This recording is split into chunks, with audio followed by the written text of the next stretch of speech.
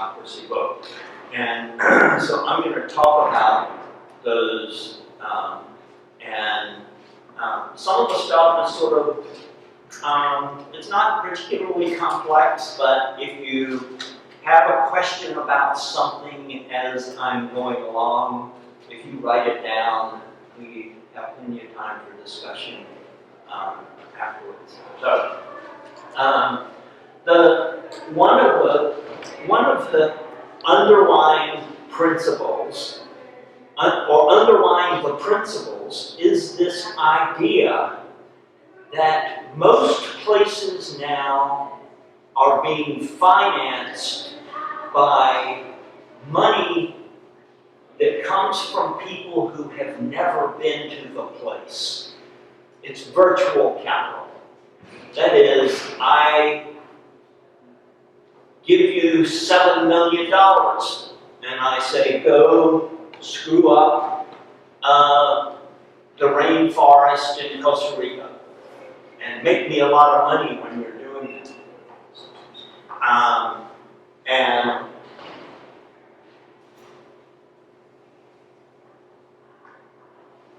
so I think that one of the ways that we as landscape architects can intervene in this is to constantly be looking for place-based capital. We have to have capital to get anything built, but if it is place-based, I once knew a developer in Chicago and he said, you should never move into a home unless the person who developed it lives there. Now, that would be almost impossible in the world today, but it's a really good principle. That is, if I live there and I develop it and I really messed something up, I'm going to be accountable to everyone who lives there. And place-based capital, then, is fundamentally different.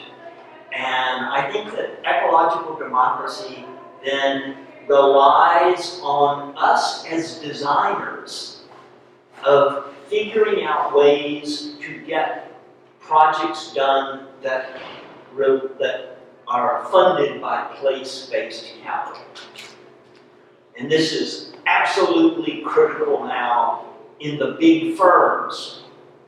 Most of the big international landscape architectural firms are relying on virtual capital to build outrageous things that would be against the law here, but you can get them built in Abu Dhabi or Beijing or pretty much anywhere in China.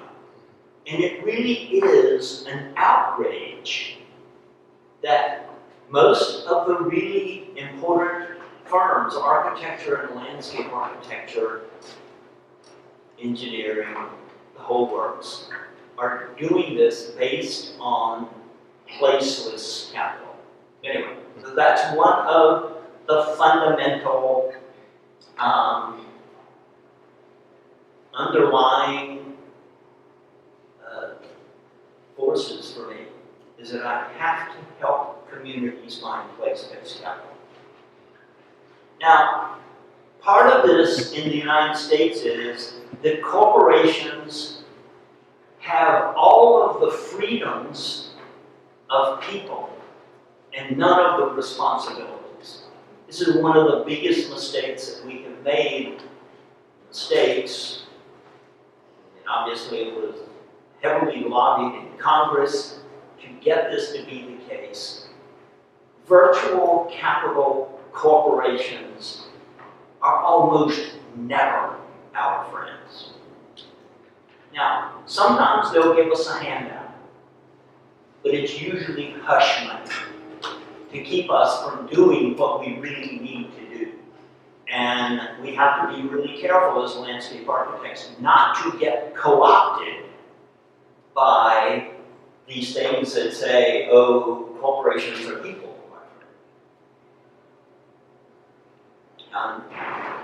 Again, unfortunately, in the United States now, all the way to the Supreme Court, we are finding that the judicial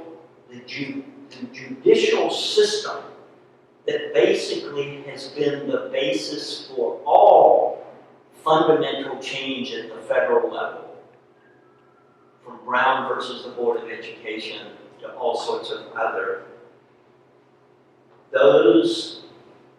that institution we can't rely on anymore.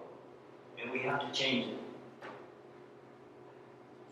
Now, on a more positive note, community is a really powerful force against virtual capital. A place that has a real sense of community is both committed to its landscape and the people are committed to each other. And justice then has to be something that you make decisions about by looking people in the eye because they're part of your community.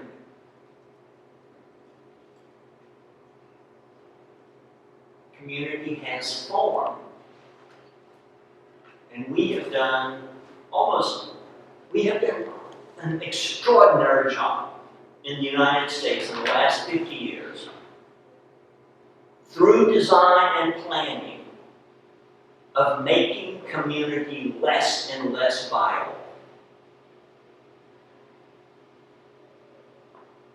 Rue and what's her name? Emma wanted to be best friends. They knew each other in kindergarten. And they lived half a block away. And we put a freeway right down between them. And they never became friends. And we've done this over and over in decisions that we've made about the city and about the landscape of diminishing community. So, this is Casper, California, a community that governs itself by consensus. I've worked there for a long time. I don't like consensus very much. But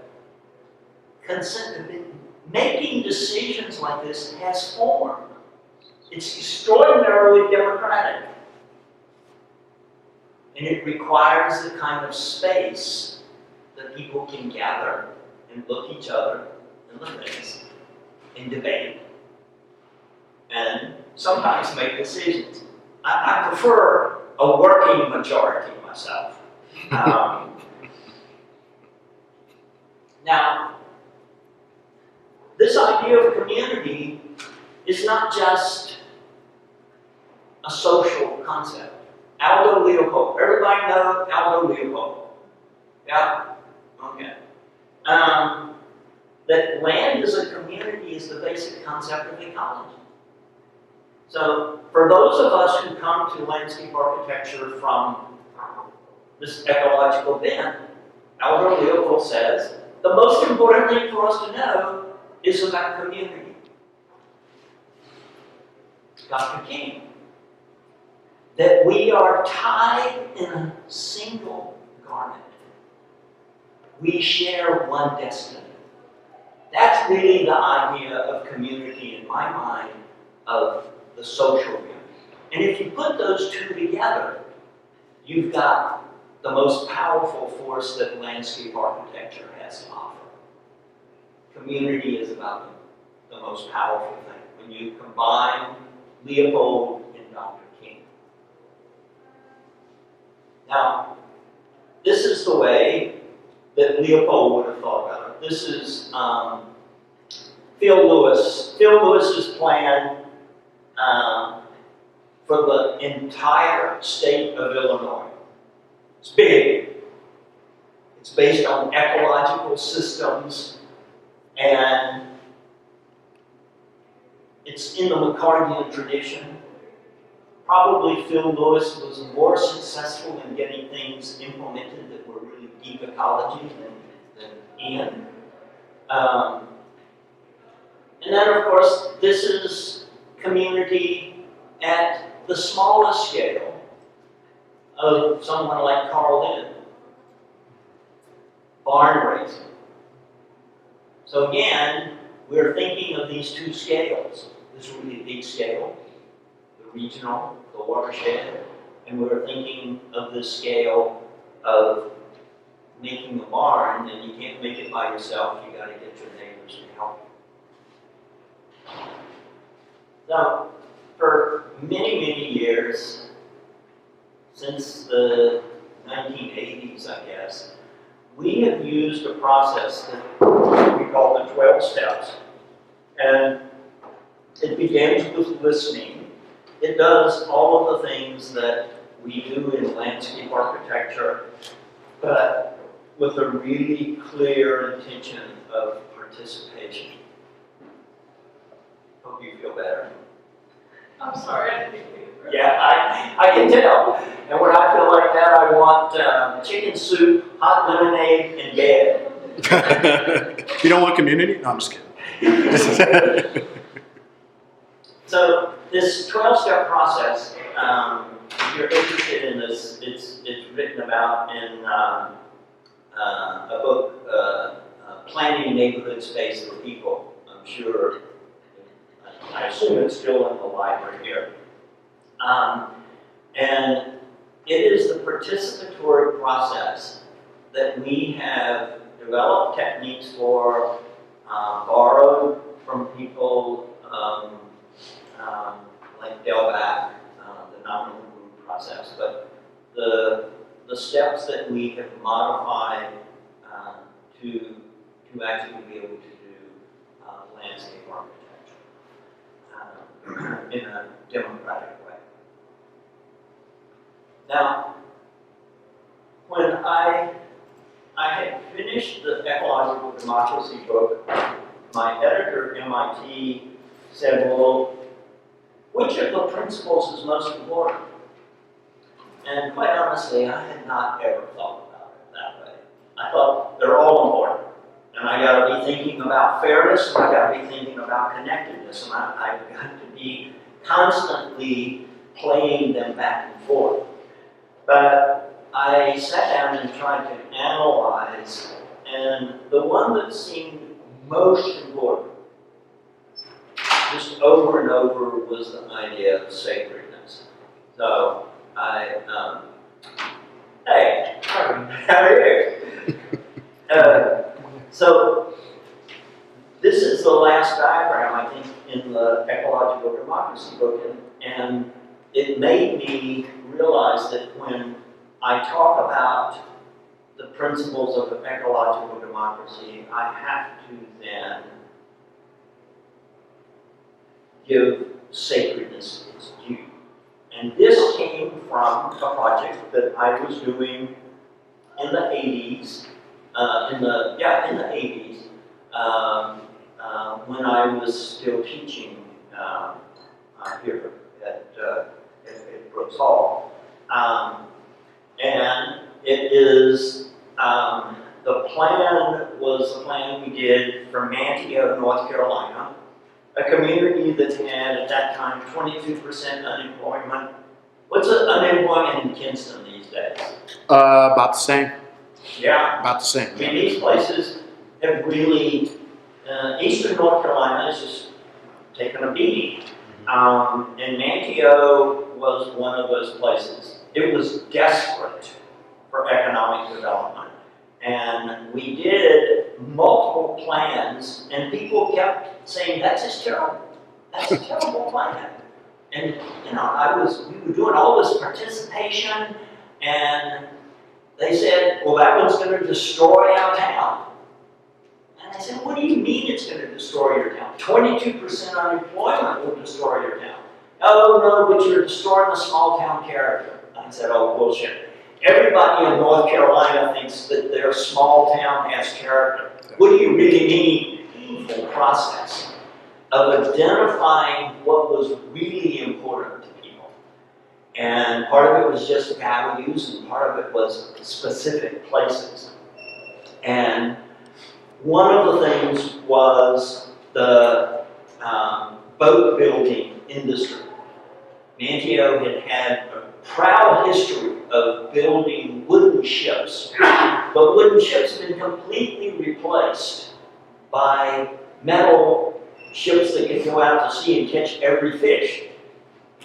And bigger, and they were not being produced in Manteo and or Wanchese. And so people kept saying, we don't just need jobs, we need jobs that people who worked in the wooden boat building industry can get. And they weren't able to make a transition. So our idea was to reestablish the wooden boat building industry. Now, we knew we weren't going to sell very many fishing boats, but we knew we were pretty sure we could sell beautifully crafted art pieces that would float, and you could actually use them as boats, but mostly they were pieces of art by the finest wooden boat building craftsmen, certainly in the East Coast. And we could sell them to very rich people. And that was the idea of Manteo's revitalization. And along the way, we then identified, as hokey as you all may think it is, a red heart means it's a sacred place. We identified the places that were sacred. And when we had done that, we were able then to say, we will not screw up those places. We will only do development where something is not going to negatively impact those places. And so, for example, this spot here and this spot here are not particularly sacred.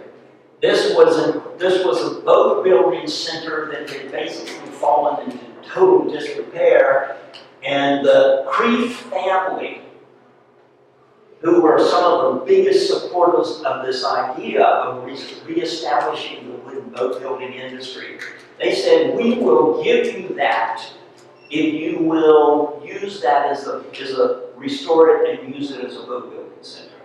So in the Rouse company's thinking, that site was probably worth, $7 million, but in Manteo thinking, we're going to give it to you because it's going to maintain our sense of our small town.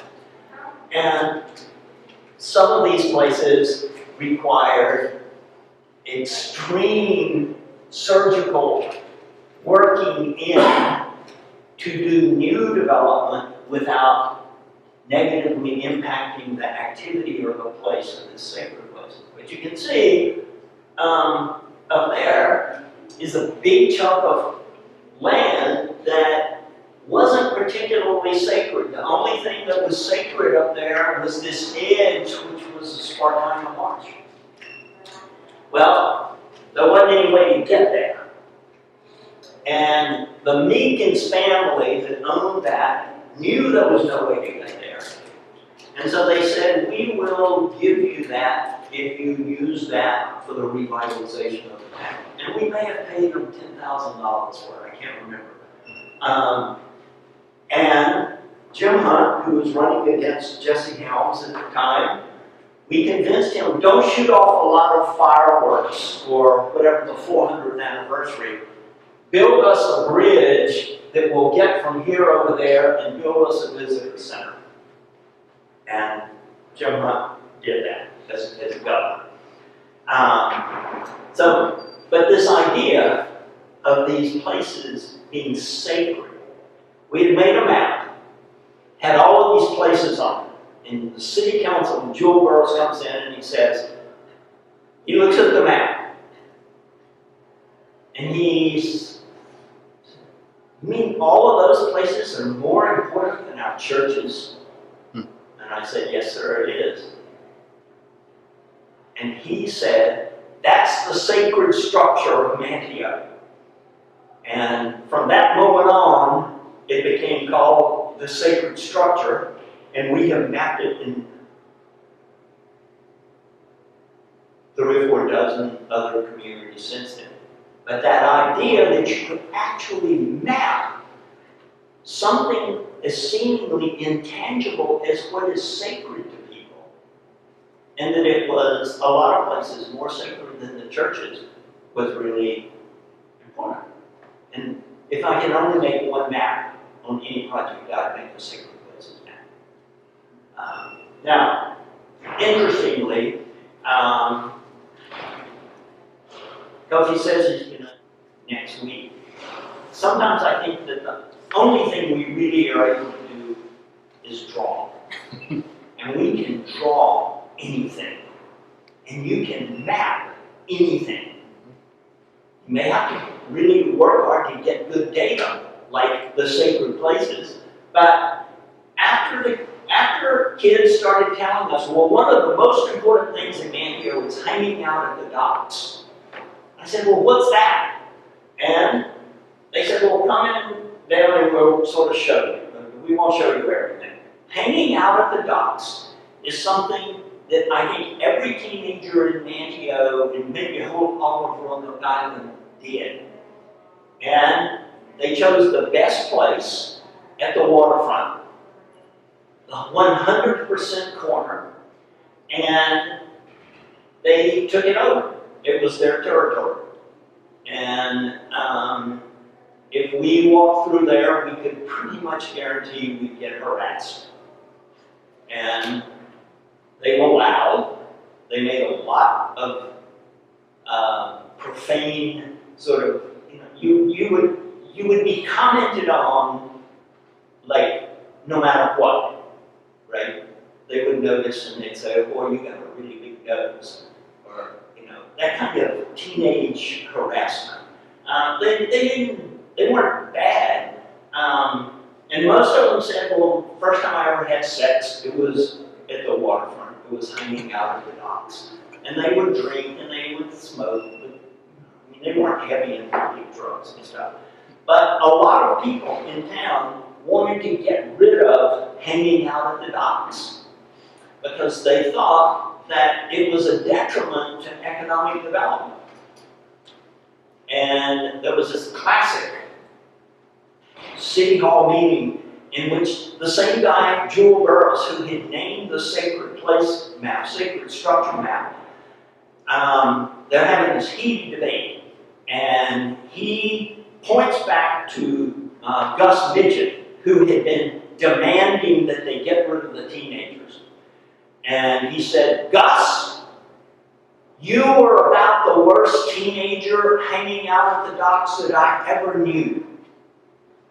And we're going to keep letting the kids do, as long as they don't do anything as bad as you did. And that was sort of the end of the debate. But those were the kinds of places that were important to people. And we would never have found out those places without really deep, deep participation. And then we could map them, we could draw them, and we drew as many of them as we could. Hanging out at the docks was one. Front porches. This is not new urbanist front porches, this is real front porches. Is essential for socializing and for comfort in a place where it's really, really hot and humid. The natural boundaries of town, the Spartina Marsh. This is really interesting because most coastal communities in North Carolina at the time were fighting the state and federal government because they were enforcing coastal area planning, and they would fill a wetland, I think, just to spite the feds. And when we did the sacred place mapping, the wetlands, these Spartina marshes, were one of the most important places to local people to preserve. And so the pattern in these sacred places everywhere has been a center, a natural boundary, and idiosyncratic patterns that define that place and make it special to the local people. Pretty much across the board, whether we did this in Oakland or if we did it in Gershon or wherever we've done it.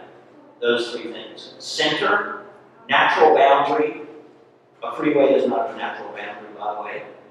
Natural boundary and the idiosyncratic land uses and patterns of that place. And so we ended up, we had been hired to design a boardwalk, and we convinced the mayor to spend 17% of his whole budget on planning. And for 2 years he spent that much, and I didn't think he would be reelected. He's been reelected every time since 1978. Sometimes he gets defeated, but he comes back. And so eventually we designed the boardwalk, but in the context of a whole new economic development strategy around wooden boat building. And we were going to put the first phase out to bid, and no local contractor was bonded enough, high enough to do the job. So the mayor, who is an architect and a graduate of NC State, said, "I'll be the general contractor." Speaking of conflict of interest. And he was the general contractor, and he divided the project into 15 or 17, I don't remember now, pieces, so local people could bid on them. And some of them were bid, and if you look at it, it's, you know, it's a pretty funky place. Anybody been to Manteo? Yeah, I mean, it is not corporate, it's not a corporate work. For example, all the furniture, it was designed to be like a front porch, that people should feel as comfortable sitting there, hanging out there, as you would on your front porch. It was, the front porch was the metaphor. Come sit on that front porch, let us tell you of the dreams we keep, which was a line from the Lost Colony. All of this furniture, porch furniture, was designed by Roger Meekins, who was the Meekins that had basically given us the island. And it was the biggest contract that family had ever had. And they keep making these things. But you can tell some of the places where things join together, they don't quite join, because it was whatever, 15 or so different contracts. And some of them were actually built for free. This is either the Lions Club or the Kiwanis. And this is Jewel Burrows. This is the city council member who named the sacred places and fought for the hanging out at the docks. And my proudest piece of Manteo, I mean, unemployment's down. It's now too cool for its own good. But my proudest thing is kids still can hang out at the docks. And the place is pretty fancified, but kids still hang out at the docks. There is some variation. They hang out at the docks still at the 100% spot, but I think their real favorite thing now is this is the bridge we got Governor Hunt to pay for, so we could develop the island as for the visitor facilities. Of course, there are signs here that say no diving and no jumping from the bridge, but that's the best thing for a teenager to do. Sometime in the last 5 years, when we were working back there, I noticed that there was a swimming pool ladder hidden by this bench. And I asked John Wilson, the mayor, and he said, "Oh yeah, we installed that." And I said, "But it says no diving from the bridge, and you're encouraging it." He said, "Yeah, but it's part of hanging out at the docks." Okay. So, it's a cool place. and it's done a pretty good job of coastal protection. It has formed a nonprofit that has helped purchase some big pieces of wetland for conservation. Anyway, the next story and the next underlying theme is nature. It's sacred places is powerful. Nature is also really powerful for those of us as landscape architects. And the reason that it is powerful is that most people don't really care about ecology. We might, but most people don't. But ecology is too abstract. You can't experience ecology. Ecology is not like taking a shower under a waterfall in Hawaii. But the experience of nature is. And if we provide those experiences of nature that are so sensual that they are as good as sex, or maybe better. Provide those sensual experiences of nature, we begin to connect to people, and then we can get them to conceptualize ecology. But nature has to be the lead. And here I'm going to just briefly tell you about some projects in Los Angeles. We worked in Los Angeles since 1985, and we started in Hollywood. This is Marcia McNally on the right. She's my partner in marriage, but also is my partner now in our firm, the Center for Ecological Democracy, and for many years, the firm Community Development by Design.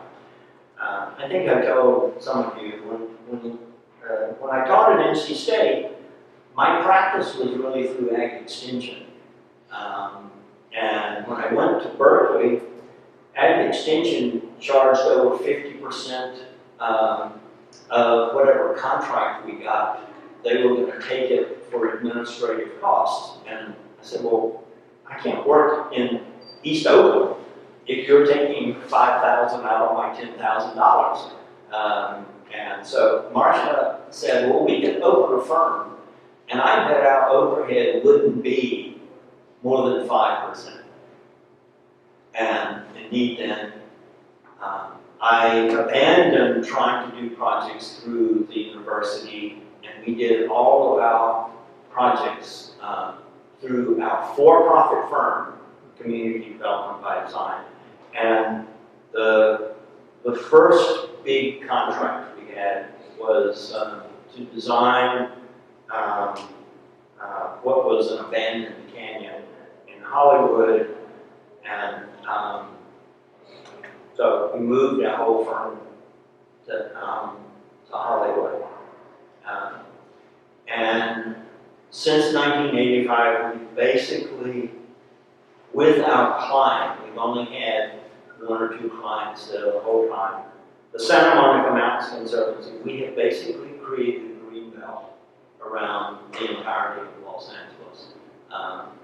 Joe Edmonston says that we will never get the final piece because you get closer to making this whole thing connected, and the final piece suddenly becomes, $7 squillion. But for those of you who know Los Angeles, this piece out here is Catalina Island, and this is South Central Los Angeles right here. Downtown is pretty much here. And that green piece that comes in is the Santa Monica Mountains, and just north of that, above that, is the San Fernando Valley, the archetypal suburbs. In those days, 70s and 80s, still was almost exclusively white, and now is multinational, as much any place. I think we worked there, and we kept going back and forth. Are we really just trying to get people to experience nature, or are we actually creating a interconnected terrestrial ecosystem? And so we kept going back and forth. We would obviously we were doing both, and that is when we started thinking about how important it was to get people to experience nature. We did that plan, and then pretty soon, Joe Edmonston, our client, he was the only director the Santa Monica Mountains Conservancy has ever had, called us up and said, I want you to come down and design another park. And we went down, and the first thing we find is that neighbors and Earth First have chained themselves to bulldozers trying to stop a freeway from being constructed. And this vertical pink piece is the freeway. This is the 405, which is an existing freeway, and this proposed receded to the city freeway, and these cross mountain roads. This is dirt mulch on the top of those, and the part that he wanted us to design was in there. And Marcia is a city planner, and she's always thinking bigger, and I'm always trying to design the park. And so she kept saying, we're dealing with the wrong scale, and we got to figure out a way to stop this freeway. And the pink coloring in here is the mountain that had already been bulldozed down.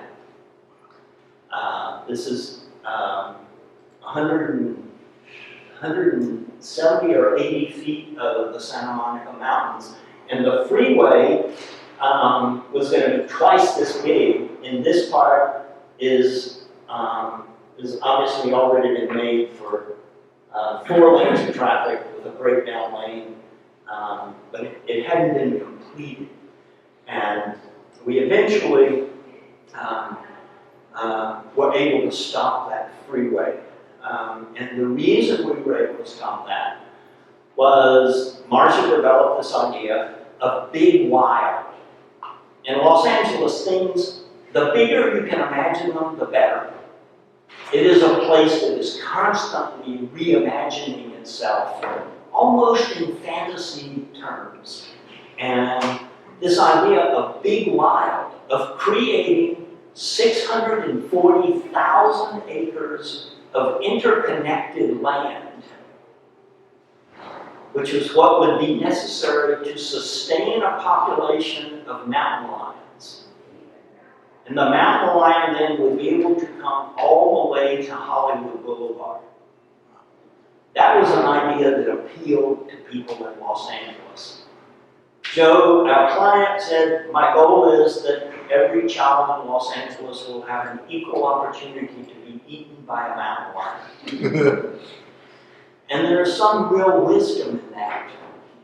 This idea that nature should be big enough that it's still a little scary. Like, the ocean is really scary to me. It's big and there's sharks. When I go to the beach, I won't even take a shower because I'm sure sharks can come up through those pipes. Okay? The idea that in Los Angeles you could actually be eaten by a mountain lion, and people are from time to time, and it's unfortunate, but it is essential for us to remain, I think, human beings to have that possibility. So we set about then evaluating that freeway in terms of what would its impact be. And the Urban Wildlife Ecology group at Davis, at University of California, Davis, did a study on mountain lions and kangaroo rats, I think, and concluded that the mountain lion would become locally extinct. It would be cut off if you built that freeway, especially with these others. And so the freeway eventually was stopped. But the damage, a lot of the damage had already been done. The mountain had already been bulldozed. Well, the people in the community wanted more than anything to rebuild the mountain. And so I did a plan. This is the grading plan to rebuild the mountain. And it would have cost something like $12 million or something. Because you would have had to buy the fill. Because all the fill that they had taken out was gone. You'd have to buy the fill to rebuild the mountain. So it seemed impossible. Well, here's another principle. Those of us who particularly work in complex communities have to constantly be looking for what I call trash products. That is some local resource that no one else has imagined being able to use, and that we can turn that into something to solve a problem. Because in this diagram was done for Astoria, Oregon, which was a fishing community.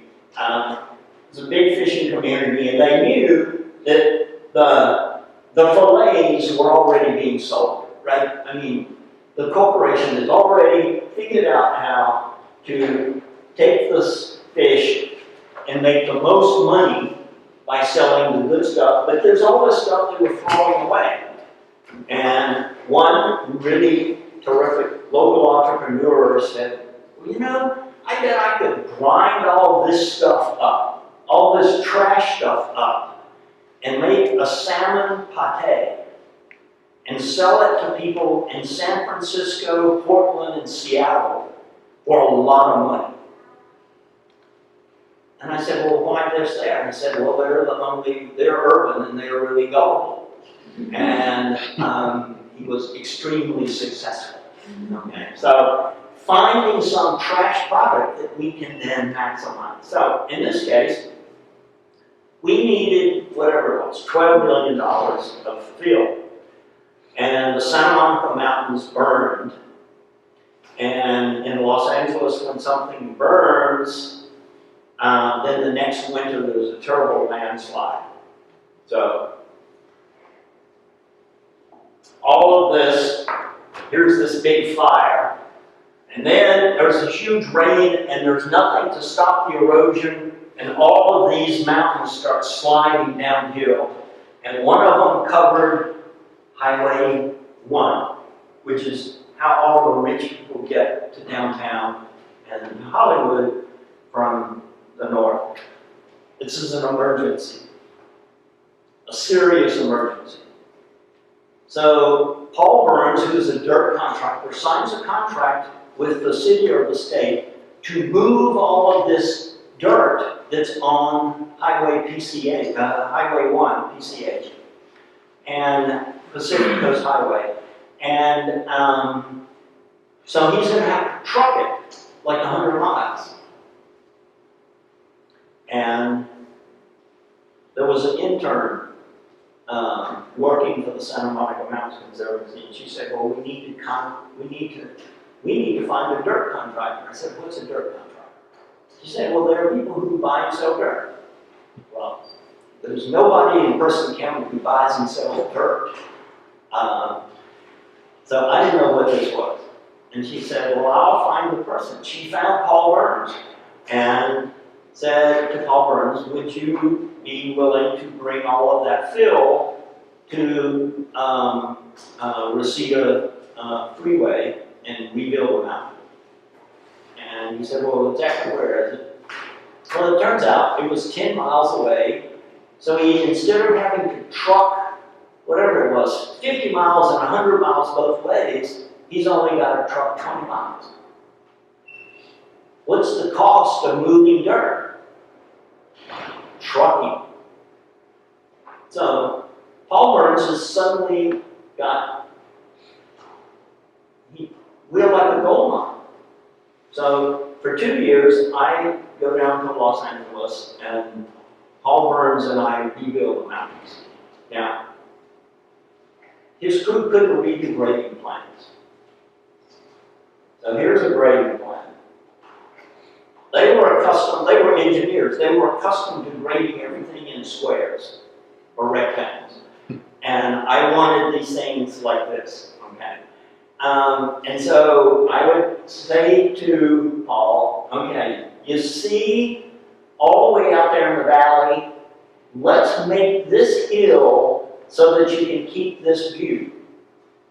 And he would do it. And he kept doing it for 2 years.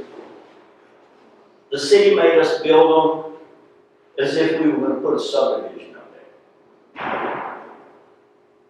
So you could only have 2-to-1 slopes. Now, some were much steeper than that. The end product Oh, man.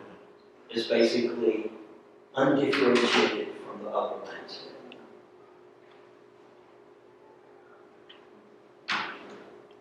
Cool. Landscape architects can do magic tricks. And we don't even have to be all that smart to do it. All you gotta do is plant the right plants. And our plant guy was just fantastic. He refused to plant anything on any of our projects that he couldn't find within 400 yards, 400 meters of the site. And then we also found these great boulders, these concretions, and we use those as the primary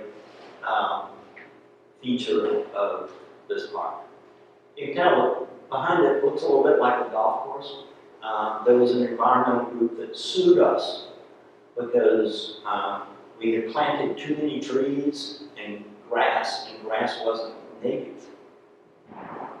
They were right about the grass. They were wrong about the trees. And they finally got an injunction and stopped the project. It's never been completely completed, but it's a really amazing place. And we had done a survey of largely Asian and Hispanic families in the San Fernando Valley, and they said they would only feel comfortable going to this wilderness if there was grass and a lot of shade trees. And so our only violation of the native plants was this grass. Most of it's died, but it was successful, I think, in attracting a whole new group of users to our projects. And this is largely what the place looks like today. This is an old Nike missile site that we turned into a wildlife observation deck. And the connectedness now, there are mountain lions living in Griffith Park. And there are mountain lions that come within half a mile of Hollywood Boulevard. I think it's good for the mountain lions. They love the movies. And obviously this green belt has been pretty spectacular for people in Los Angeles. And one of Joe's, our client's goals was that every child who went to public schools in Los Angeles would have wilderness experiences before they graduated from high school. And you can imagine that most of the open space of this green belt is inaccessible in the daily lives of the central city and most people of color. The San Fernando Valley is an exception. So Rita Walters, the city councilwoman for the South Central, after the uprising from the Rodney King, said, we have to build nature parks in the South Central. We have to have the same experience close for everyday use. And so the first of the nature park at Compton Slauson, and this is hard in the poorest sections of Los Angeles. And this is the conceptual plan. Slauson Avenue is here, and Compton is here, and this is the plan for the nature park. It's also accessible from the blue line, which is just off here, but it is primarily was designed as a nature park for the local community, which is largely city councilwoman is African American. Rita Walters was African American, but the community now is primarily Latina, which was interesting. The park originally was going to be called Parque Natural, Spanish, and Rita Walters would have none of it. And it became, its official name is Augustus Hawkins Nature Park. And Augustus Hawkins, you know Augustus Hawkins? Yeah. He was the first African American west of the Mississippi elected to Congress. And so it went from being Parque Natural to the Augustus Hawkins Nature Park. And I would say it's one of the places that I designed that I feel most proud of. Our client, again, Larry Halpern and I had a huge argument. I had never used water except for water drinking fountains in any of our parks in Los Angeles. I thought it was just irresponsible. And Larry kept saying, but Randy, your parks would be a lot more popular if you used water. You know, Portland forecourt, right? Well, it's not Portland is not Los Angeles. So in this one, I tried to design water in, and it gets pumped by this windmill. So if it's not windy, there's no water. And I wanted to design the smallest runnel possible. And this, a 4-inch by 5-inch runnel, I thought was the smallest runnel possible. And so that's all the water that's there. And then it comes down and there's a pool and the kids play in the pool. And then it runs out of that sort of cultured part into an arroyo and into a wetland. And then when the wind blows, it pumps it back up and it runs again. And indeed, even though it's only that much water, it's by far the most popular park that I've designed in Los Angeles. And within this, it's only 9 acres. You can literally get lost in nature. And this is the arroyo. And these kids are smashing frogs. Yeah, we all did. And that's how we became landscape architect, right? You smash enough frogs and then you feel guilty about it. But this kid who's got this rock, a Latina kid, is smashing frogs, but then he told me the entire functioning of this arroyo. He knew almost all the species that were there. So clearly, his experience of nature was making him ecologically aware. And I know that's what happened for myself. So, this made us really start thinking about mutually exclusive oppositions. Smashing frogs seems not a good thing to do, but what does it lead to? And so, we had a couple of experiences with really natively wise people, and we started thinking about not just nature and ecology as things that didn't seem really to go together, but were mutually interdependent, not exclusive. And the sun rising and the sun setting the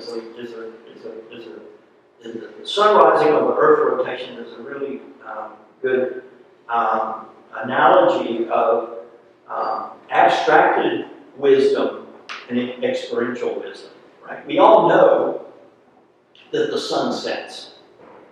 We see it, right? How many people know the sun sets? And how many of us know the sun doesn't set, that it's really the earth rotating away from us? Yeah. Yeah. Okay. So the sun sets, and the sun doesn't set. And we kept been thinking, what are all of these kinds of oppositions that seem mutually exclusive? And one of them, obviously, in our work is bottom-up, grassroots landscape architecture and top-down. And there's all sorts of these. And the really, really important thing, I think, for us is to be able to juggle these things that seem mutually exclusive and not try to compromise them. We are so into this spirit of compromising that we don't maximize both. And in most situations, I think that if we try to maximize the mutually exclusive oppositions, we come up with a much better design. Try it. So then, a piece that is directly related to these issues of justice is the exercise of power and what I call a creative confrontation. For the last 30 years, basically all we have taught in terms of community participation is conflict resolution, mediation, facilitation. It's all good stuff, but it's not enough. Because there are some things that are worth fighting for, and there are some things that are worth not compromising.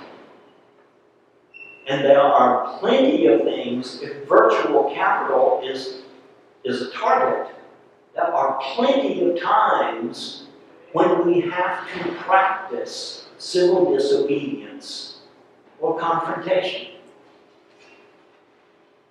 And I think, in reality, confrontation is the greatest source of civic creativity. So that in my lifetime, the most creative action came from the civil rights movement. And it wasn't pretty. It wasn't facilitation. Now certainly Dr. King would negotiate with you if he could, and he always tried that first. But if that wasn't going to work, he was going to occupy. And he was usually going to occupy some public space. Now, I don't know why we now think that confrontation in the search for greater equality is almost like terrorism, when it is a founding principle of the United States. This is the Boston Tea Party. And you can see what's getting ready to happen to this guy. And we know what happened to this guy. And how this played out for landscape architects was that during the civil rights movement, Brown versus the Board of Education was about schools, but freeways and urban renewal were in the domain of landscape architects. And unfortunately, some of the best landscape architects of that time, Larry Halpern included, decorated freeways that destroyed mostly African American neighborhoods. And this is one really close by.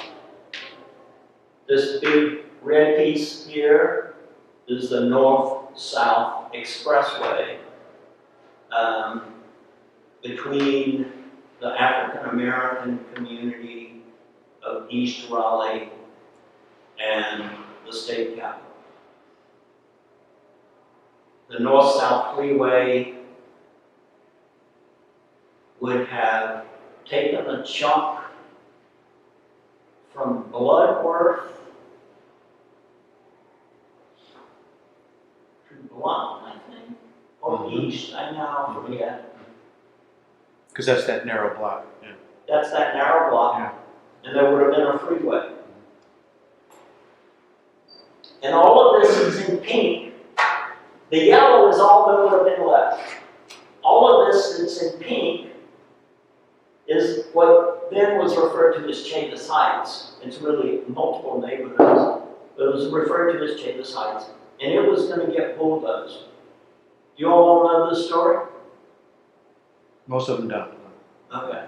This is Raleigh, 1965. I can't remember when the freeway plan was approved. 63, 64. I'll find out. But all of this that's in pink was going to get bulldozed. Because that land, if you could get rid of the niggers, that's what the city manager told me. If we could get rid of the niggers, that land would be worth a lot.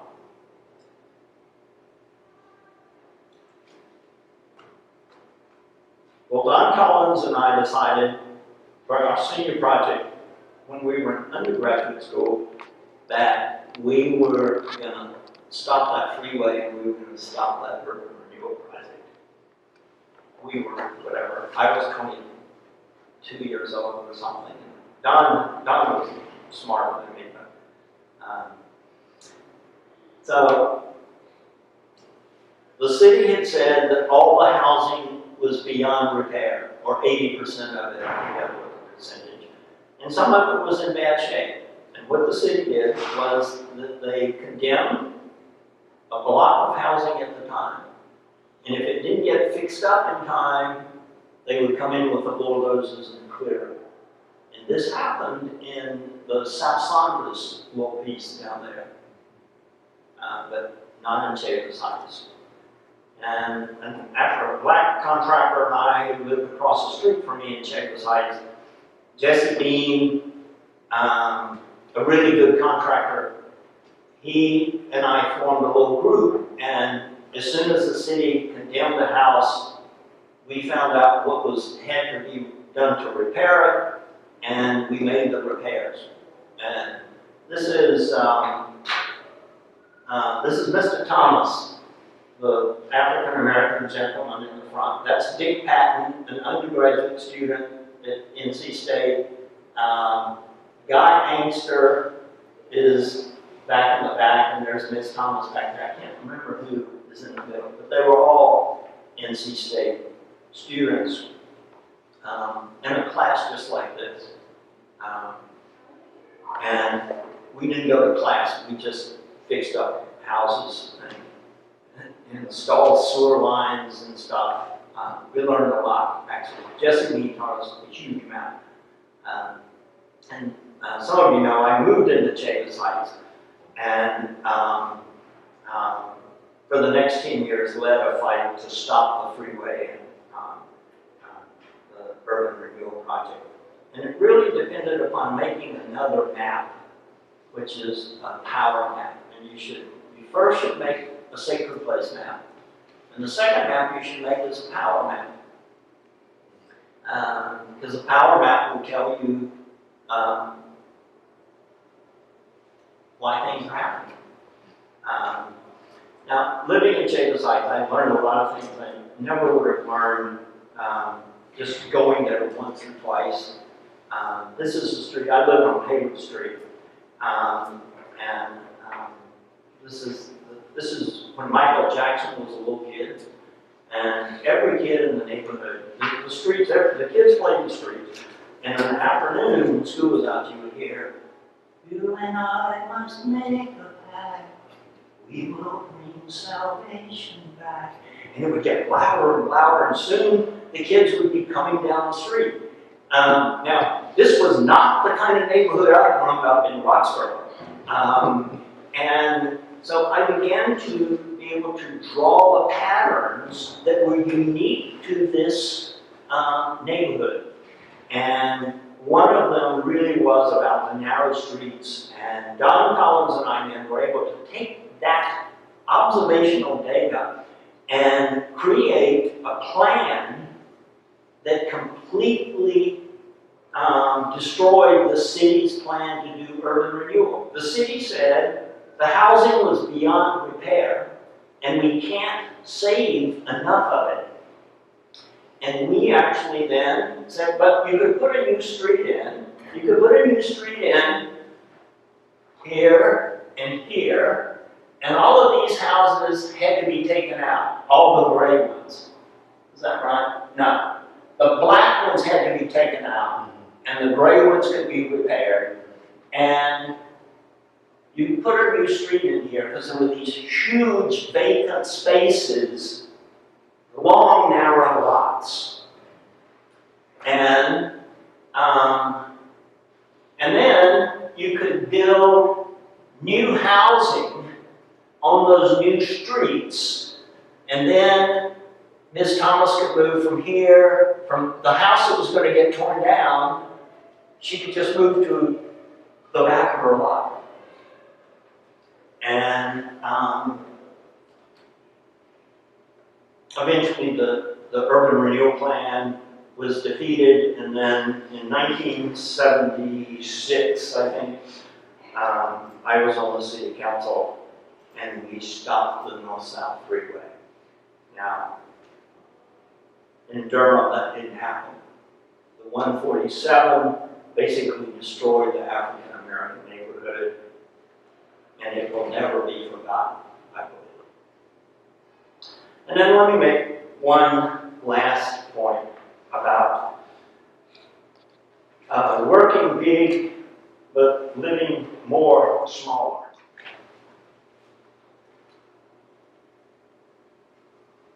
This is Hanging Pelu. Hanging Pelu. Yeah. You know Hanging Pelu. Hanging Pelu in Chinese is black-faced spoonbill. And in 1997, we were asked by a fishermen's group to come and assess the impact that filling a lagoon for an industrial complex would have on their fishing. And as it turns out, it would have had a devastating impact on their fishing, but also on this bird. And this bird basically saved their job. This is the rarest of all spoonbill birds. It is rare and endangered, critically endangered in the East Asian, Australasian flyway. Most of them winter in Taiwan, and 60% of the whole world population winters in an area in 1997 that was about the size of the Falls of the Lake reservoir. And so the fishermen, mostly oyster fishermen, but others, asked us to come and evaluate the impact of building this petrochemical and steel and plastic plant. And particularly because it was going to fill the lagoon, Chidu Lagoon, where they fish. And they had had a number of protests. And one of the first things we did was make the power map. What was really pushing this? The first elected president, those of you not from Taiwan may not know that Taiwan was under martial law until 3 presidents ago. They only had 3 elected presidents. President Lee obviously is a piece of this, but there's all sorts of other players in why they were going to fill Chidu Lagoon. So we convened a team at Berkeley and at National Taiwan University. This guy is the world's leading expert on storks, ibis, and spoonbills. It took us 2 years to find him. He lives in a hideout. He's dead now, but he lived in a hideout in New Hampshire. And he is the co-chair of the IUCN Specialist Group on Storks, Ibis, and Spoonbills. And when we finally found him, he agreed to work for us pro bono. And there were, for several years, congressional hearings in Taiwan on this petrochemical plant. And eventually, Jeff Howe, some of you know Jeff is the chair at Washington. He was a PhD student in a class sort of like yours, with Jeff leading them, developed this plan on the right, which is an alternative plan to building the petrochemical plant. If they had built this petrochemical plant, there was no question that the spoonbill would be extinct now. It was, if 60-70% of the species is in one area and you destroy that habitat, it's pretty much doomed. And so we, obviously here, you had, as a landscape architect, to think really big. This is the stepping stone habitat, and this is the entire flyway. The part of the spoonbill, this is the nations of the East Asian, Australasian flyway, where the spoonbill migrates. So we went from having the campaign to stop one petrochemical plant in Taiwan to forming a nonprofit, Save International, that has now campaigns in mainland China and Shanghai, and Taiwan, in Japan, and the Koreas. So this is pretty big landscape architecture. At the same time, we work with villages. This is Shenzhen Village, and this is, there's a wetland just north. This is the boundary of the town, and this is an elementary school, and this is the plan that we did for this land surrounding the elementary school, which has become a primary place for research on the black-faced spoonbill. Every kid there learns math and other language skills and stuff, doing research on the spoonbill. Their classrooms all have binocular telescopes that they do counts every day and observe behavior. They've become these elementary school kids, some of the world's leading experts on black-faced spoonbill. Land next to the school was going to become primarily an outdoor educational area for ecological education. And for tourists and visitors, but for teachers throughout Taiwan, that they would come to learn how to teach elementary school ecological principles. And so in this school, which is right here, they focus on the horseshoe crab, which has been extirpated from this area that used to be abundant. And they have a laboratory in a classroom where they are raising horseshoe crabs and trying to reintroduce them. But the main focus is the spoonbill. So this used to be salt pans where you harvested salt. And salt was so valuable that there were these guard towers, and you can see it's like a military tower, and there were people in there with guns so that you could shoot people if they tried to steal the salt. Well, these are now mostly in ruins, and but the community really wanted to rebuild one next to the school as a bird watching facility.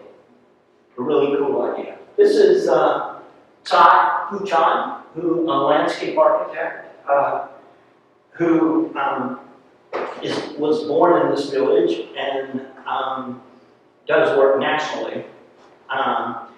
So we had done this plan And we had located a bird watching facility here, and one here, and one here. And Buchan had figured out how to construct one of these things. And then the local god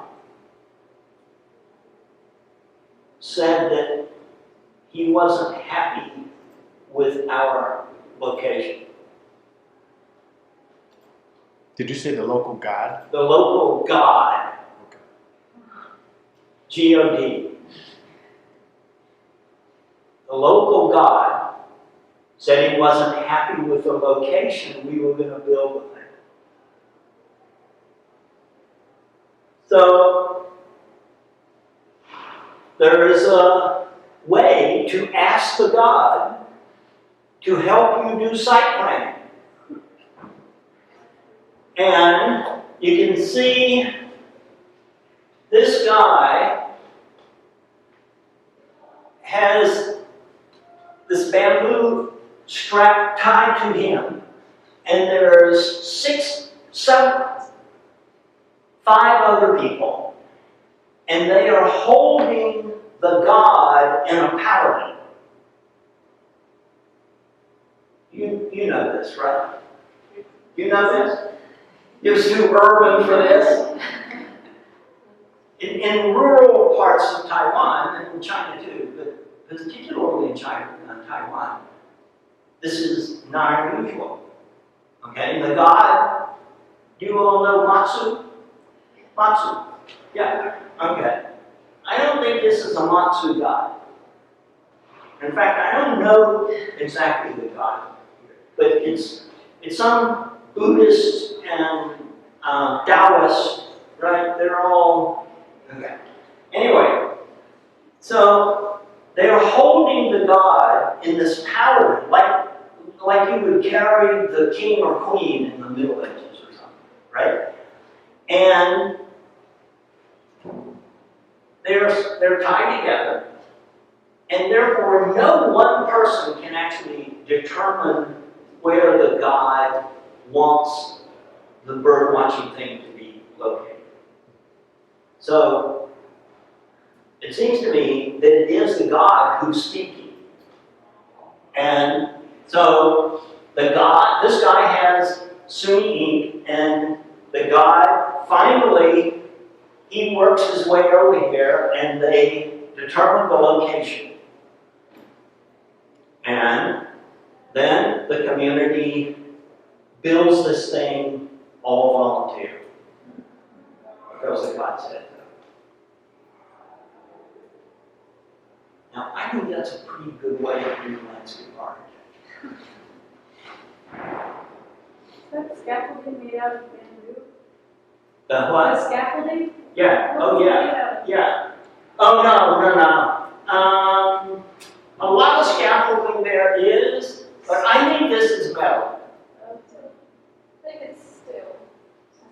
I think it's steel. Steel. Yeah.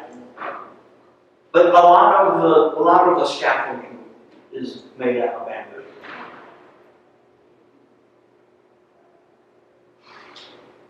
And the spoonbill, I think partly because this group of people has worked at the whole flyway scale of landscape architecture and at the smallest scale of a village, do site design, design a bird watching facility that the guy locates, to working at these political campaigns in the Koreas or China. The spoonbill is still endangered, but I think has a much better chance of living. And part of this then makes me think, as a landscape architect, I have to really work on things big and little, but I have to live smaller. And one of the ways we live smaller, this is our Berkeley house. Our house in Berkeley was 20 by 20.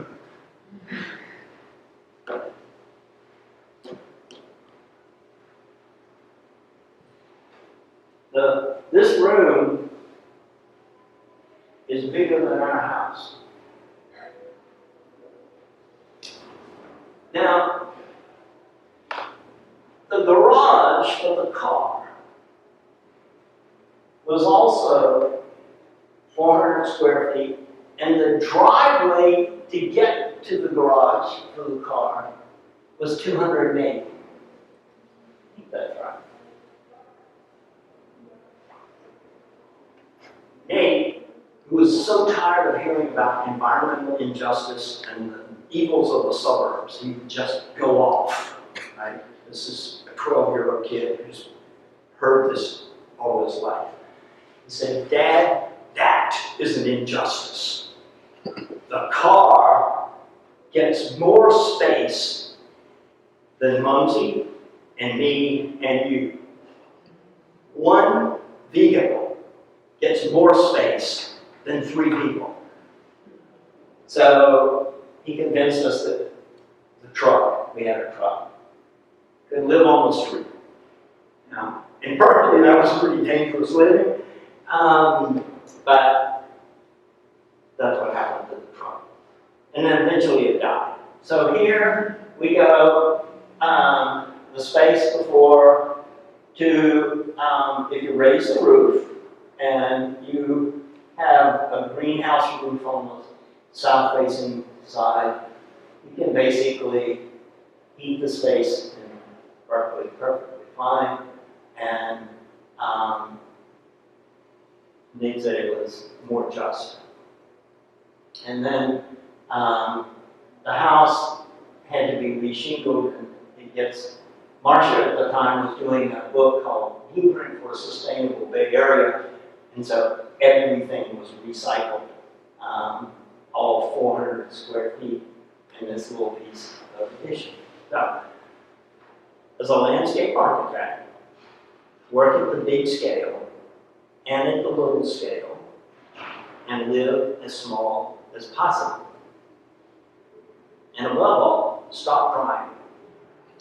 And particularly, if you live in Durham, Kofi, we have to do something. It took me an hour. I hardly ever drive, so part of it's because I'm scared of driving. It took me an hour to get from Durham here. And I kept thinking, I should have just started early this morning, and I could have run most of the way. And then I could have hitchhiked and gotten here hours before. Anyway. That's all I gotta say. Thank